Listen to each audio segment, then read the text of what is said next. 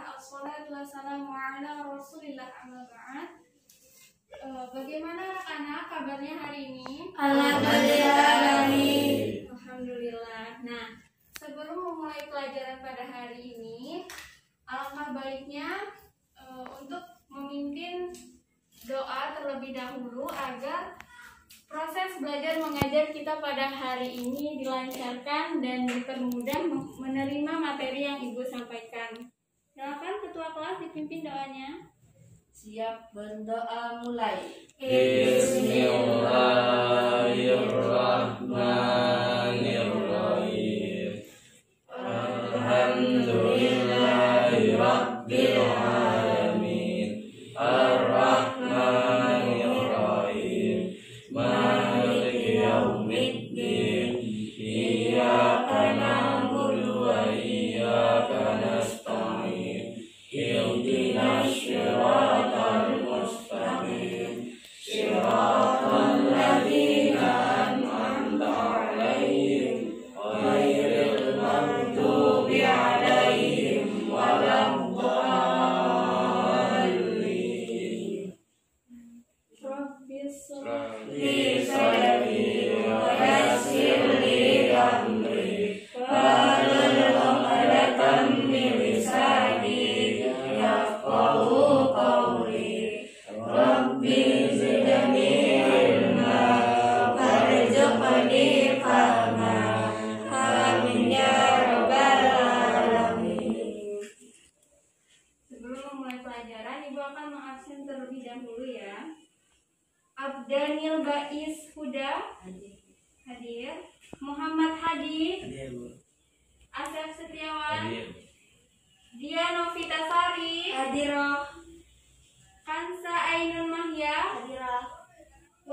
Wadlana Artadian. Hadirah. Ya, alhamdulillah ya hadir semua pada hari ini. Baiklah, materi pada hari ini adalah tentang kisah ketauladanan Ashabul Kahfi. Ada yang tahu Ashabul Kahfi itu siapa? Ya, jadi Ashabul Kahfi itu adalah 7 pemuda yang mendapat petunjuk dan beriman kepada Allah. Mereka ini menyelamatkan iman dan tauhid kepada Allah Subhanahu wa Ta'ala dengan cara apa? Dengan cara melarikan diri dari kekejaman Raja Dicyanus. Raja Dicyanus ini memaksanya untuk menyembahnya dan menyembah berhala-berhala di lingkungan istananya. Lalu mereka nantinya tertidur lelap dalam gua selama 309 tahun. Banyak juga yang berpendapat lokasi guanya ini terdapat di Yordania, di perkampungan Rajib atau dalam Al-Quran disebut Al-Rohim, yang berjarak 1,5 km dari kota Abu A'landa, dekat kota Amman, Yordania. Raja Abdullah yang kedua, raja di Yordania ini meresmikannya untuk mendirikan di muka guanya itu tertulis Ashabul Kahfi atau masjid dan ma'had yang diberi nama Masjid Ashabul Kahfi. Karena nama-nama pemuda Ashabul Kahfi itu kan ada 7 ya. Yang pertama ada Maksalmina, ada Martinus, ada Kastunus, ada Bayrunu, ada Danimus, Yatbulus, Tamlika, dan ada seekor anjingnya yang bernama Kitsmir.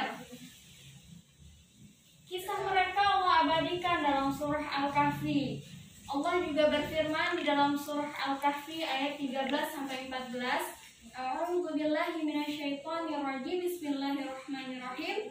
Nahnu naqussu 'alaika naba'ahum bil haqq. Innahum fityatun amanu bi rabbihim wa zidnahum huda. وَرَبَطْنَا عَلَى قُلُوبِهِمْ إِذْ قَامُوا فَقَالُوا رَبُّنَا رَبُّ السَّمَاوَاتِ وَالْأَرْضِ لَن نَّدْعُوَ مِن دُونِهِ إِلَٰهًا لَّقَدْ قُلْنَا إِذًا شَطَطًا. Shadaqallahul azim. Jadi anak-anak, mulanya Dicyanus ini adalah seorang penyembah berhala yang amat sangat fanatik. Ia ini menyebarkan mata-mata ke seluruh negeri Syam untuk mengetahui orang-orang yang tidak menyembahnya. Jadi ini termasuk pemaksaan untuk menyembah berhala. Tapi karena kegigihan dan keberanian 7 pemuda ini yang disebut dengan Ashabul Kahfi ini, mereka tidak mau menyembah Raja Dicyanus karena beriman kepada Allah. Jadi Dicyanus ini manusia yang hatinya ini bagai batu. Ia tertawa lebar menyaksikan jerit dan tangis keluarga yang disaksikan seluruh penduduk Syam ini setiap kali Kaisar Romawi mengabarkan bahwa ia sangat senang dengan kepemimpinan Dicyanus. Maka Raja Dicyanus ini mengadakan pesta besar. Jadi pada suatu hari Dicyanus ini mengadakan pesta pernikahan besar. Ia mengundang seluruh rakyatnya untuk hadir tanpa terkecuali. Seluruh penduduknya diperintahkan agar menghias rumahnya dengan lampu-lampu yang cantik. Hari yang dinanti-nanti itu pun tiba. Orang-orang berkumpul di sekitar istana yang dikelilingi sebuah parit yang sangat lebar. Tidak lama muncullah Dicyanus dengan mempelai wanitanya yang disambut meriah dengan sorak tepuk tangan. Dicyanus ini duduk dengan khusyuk di hadapan para penghuni istana ya. Nah, Dicyanus menyembah berhala lalu kemudian menyerahkan sesembahannya dan bersujud pada patung yang terbuat dari emas. Ia kemudian duduk di atas singgasananya. Nah, dari kisah ini Dicyanus dapat kita ambil pelajaran bahwasanya dia ini adalah raja yang kejam, raja yang memaksa, raja yang tidak mengerti bagaimana menghargai rakyatnya. Nah, selanjutnya 300 tahun itu telah berlalu ya, dengan kepemimpinan yang selisihnya berganti. Jadi semua orang yang amat kejam hingga akhirnya Allah ini menunjukkan jalan. Negeri Syam kini dipimpin oleh seorang pengikut Nabi Isa alaihissalam yang memerintahkan rakyatnya agar menyembah Allah dan menghancurkan berhala. Ia juga berlaku adil dan sangat bijaksana. Nah, sekarang negeri Syam ini menjadi negeri yang makmur dan rakyatnya terhindar dari kemiskinan. Lalu, apa saja yang dapat kita ambil pelajaran dari kisah Ashabul Kahfi ini? Jadi ada nilai-nilai yang dapat kita ambil pelajaran. Yang pertama ada nilai akidah. Kenapa nilai akidah? Karena dijelaskan bahwa iman dan akidah ini merupakan hal yang penting yang harus kita perjuangkan. Karena kendatinya diancam untuk dibunuh dan dipaksa menanggalkan keimanan terhadap Allah Subhanahu wa Ta'ala, dan kita dipaksa untuk menyembah para berhala. Jadi para Ashabul Kahfinya dipaksa untuk menyembah berhala, sedangkan mereka adalah orang-orang yang teguh pendirian dan sangat beriman. Yang kedua, ada nilai akhlak. Nilai akhlak ini terdapat sejumlah nilai-nilai yang dapat dipetik. Misalnya ada kejujuran, konsistensi atau istiqomah. Jadi para pemuda yang ada dalam kisah ini adalah orang-orang yang sangat istiqomah, tawakal, ikhtiar. Nah, dalam kisah yang sudah Ibu jelaskan tadi, Raja Dicyanus ini kan mengancam untuk membunuh siapapun yang tidak menganut ajarannya. Jadi ada terdapat ketujuh pemuda ini tetap jujur menyampaikan bahwa kami ini beriman kepada Allah. Oleh karena itu kami tidak ingin menyembahmu dan menyembah para berhala yang disembah olehmu, kata mereka gitu kan. Setelah itu mereka berikhtiar untuk melarikan diri, berikhtiar dan bertawakal kepada Allah. Selanjutnya ada nilai takwa. Nilai takwa yang terdapat dalam kisah ini yaitu pemuda Ashabul Kahfi ini beriman dan bertakwa kepada Allah. Jadi apapun kondisinya, bagaimanapun situasi mereka, ya mereka harus tetap teguh dan bertakwa kepada Allah. Karena kendati demikian, pertolongan Allah itu nyata bagi mereka yang beriman. Jadi itu saja yang dapat Ibu sampaikan ya nak pada pembahasan kali ini. Selanjutnya Ibu akan memberikan kita akan ada diskusi sedikit. Silahkan Bais dibagi kelompoknya ya, satu kelompok 3 orang. Jadi ini pas sepertinya Yang putra 3 orang, yang putri 3 orang. Di sini ibu akan membagikan materi dan dapat didiskusikan, kemudian diceritakan ulang kembali bagaimana kisah dari Ashabul Kahfi tersebut. Siap anak-anak? Insyaallah. Ya, insyaallah ya. Nah, di sini ibu akan membagi materinya untuk kalian berdiskusi dengan kelompok yang sudah dibagi.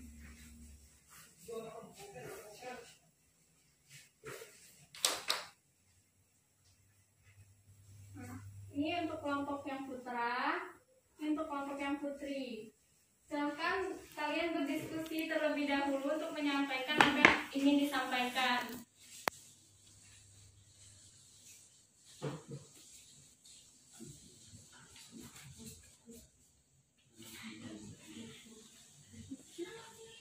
Baiklah anak-anak, mungkin sudah cukup ya diskusinya. Silakan kelompok yang sudah bersedia untuk maju. Siapa yang sudah bersedia? Saya Bu. Saya kelompok dia, ya kelompok 2 dulu yang maju.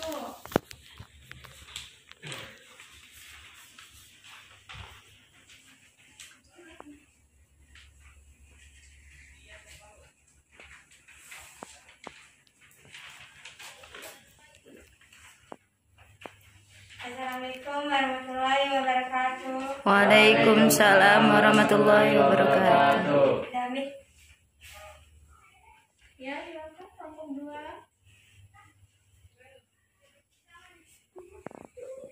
Kami dari kelompok 2 akan menyampaikan diskusi kami tentang Ashabul Kahfi. Ashabul Kahfi kisah 7 pemuda penghuni gua yang teguh mempertahankan keimanan kepada Allah SWT dari raja zalim yang bernama Dicyanus.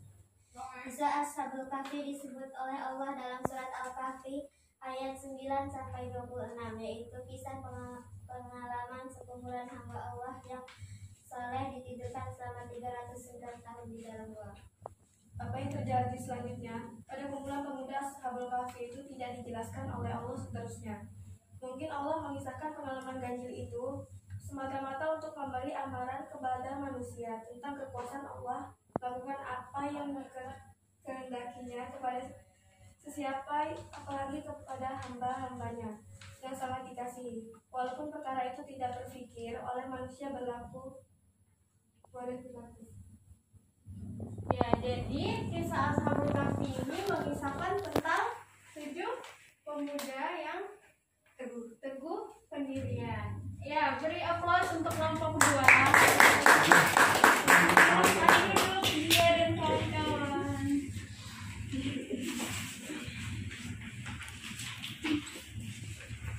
Nah, selanjutnya dari kelompok Bais, ayo maju kelompok Bais, kelompok pertama.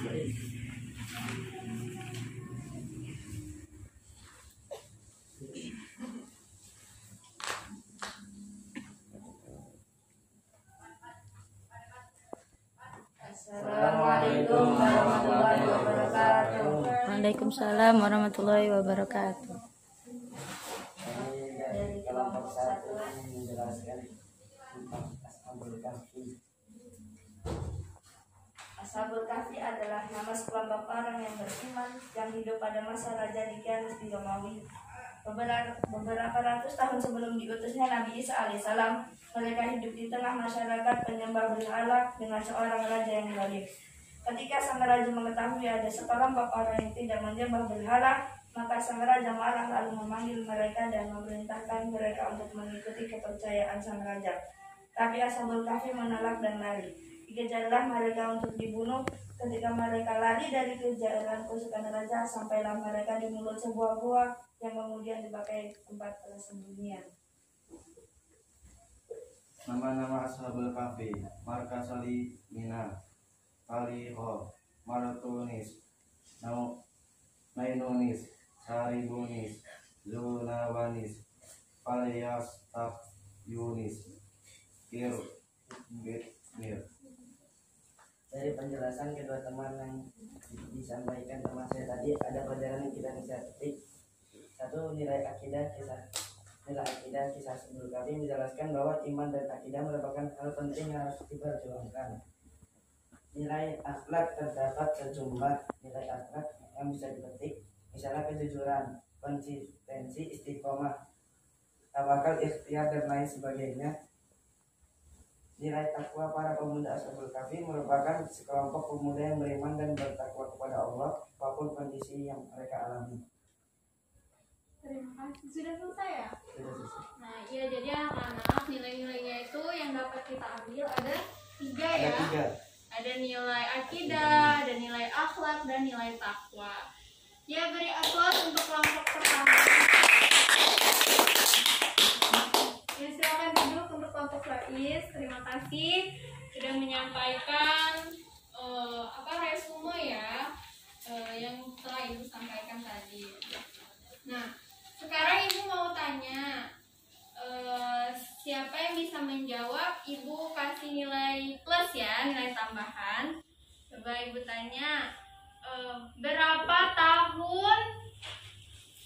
tahun Allah tidurkan mereka di dalam gua?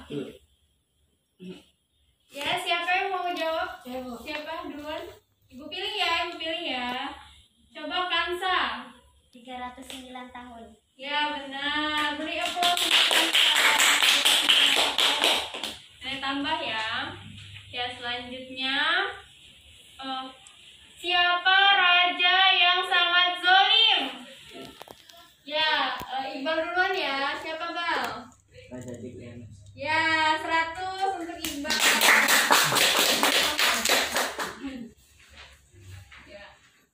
Cukup sekian dulu ya materi yang Ibu sampaikan. Terima kasih banyak untuk antusiasnya peserta didik Ibu pada hari ini. Nah, sebelum Ibu menutup pembelajaran kita pada hari ini, Ibu ingin menyampaikan kepada murid-murid Ibu bahwa menjadilah khairun nas anfa'uhum linnas. Jadilah manusia yang bermanfaat. Karena apa? Karena jika kita menjadi orang yang bermanfaat, itu manfaatnya tidak hanya pada diri kita sendiri, tapi untuk orang banyak. Jadi menuntut ilmu ini juga harus sungguh-sungguh anak-anak, karena ilmu yang kita peroleh itu dapat kita salurkan dan menjadi manfaat dan amal jariah insya Allah. Nah, sebelum menutup pembelajaran pada hari ini, marilah kita beristighfar 3 kali dan ditutup dengan doa kafaratul majlis. Astaghfirullahaladzim, astaghfirullahaladzim, astaghfirullahaladzim. Subhanallahumma wa bihamdika, asyhadu an la ilaha illa anta, astaghfiruka wa atubu ilaik. Wallahul muwaffiq ila aqwamit thoriq. Wassalamualaikum warahmatullahi wabarakatuh.